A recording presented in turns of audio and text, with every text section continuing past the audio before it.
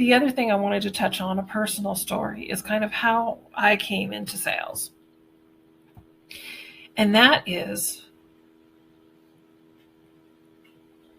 I started off graduating from college. My first role was in operations, had nothing to do with sales. I was working part-time, two long days a week and a short day for a newspaper. And I quickly saw, as a single mom, how there were people in sales who held office hours. They had the salespeople in that particular case had an expense account. They held office hours. They were treated well. They got to go to fun parties and things like that. And I wanted to do those things. I particularly wanted the office hours, because being a single mom with a child in daycare, that really made the most sense for me. I applied for the role of sales assistant, and my manager was not necessarily, didn't want to find somebody else and train somebody else, so they passed on me and told me that, in 6 months or 8 months, talk to them again if there's an opening. So wasn't particularly thrilled about that, and I wanted to go into office hours, so I looked for another job, took another job with another company, a printing company, and that didn't necessarily work out either. So then I moved on to my first tech company. It was a networking company, and I found that through a recruiter.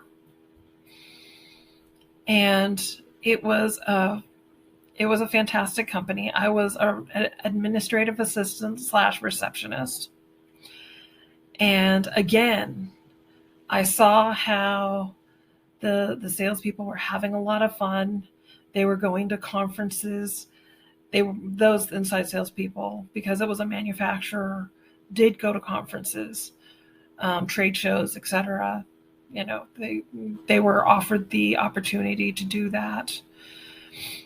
And that was what I wanted to do again. So I basically said that I wanted to, interview for a sales role, and same thing happened. I interviewed for the sales role, and then I was told, no, hold off. And I was disappointed by that. Now, could it be that my voice isn't the, what you would think a phone salesperson would be? Possibly. Is it the fact that, is there some unconscious bias there? I don't know. What I do know is I wasn't necessarily selected. So I started interviewing again. Now, mind you, this is over the course of a few years. This wasn't just, a bing, bang, boom, and 3 months later, I went through 4 or 5 jobs. It wasn't like that, but it was, fairly, a job a year is still considered high turnover. So it was quick turnover, but I was also young and still trying to find my way to tech sales. So my next job I got was as a reseller at a reseller in the tech industry. They were willing to take the chance on me because I had already been in the tech industry, and now I was moving into a sales role. And that was a difficult sales role. And I can tell you why I say that.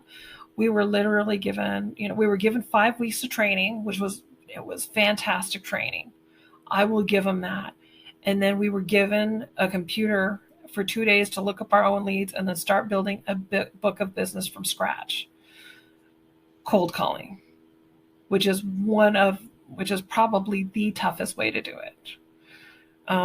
Because we weren't doing referrals, working our sphere of influence. We were just flat out cold calling. And it taught me a lot. It taught me a lot about developing ideal customers, finding customer sweet spots, handling competition. etc. All the while I was working office hours. And in tech, when you're in sales, particularly at a company that's like a reseller, you have a lot of manufacturers who come over and give you a lot of free stuff and pay for a lot of free lunches.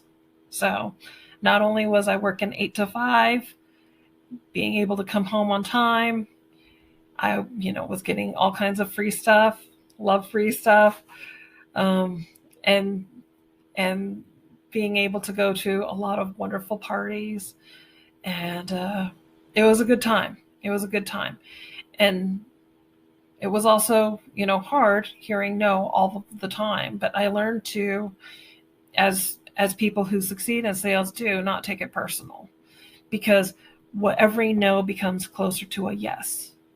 And it's just keeping that mindset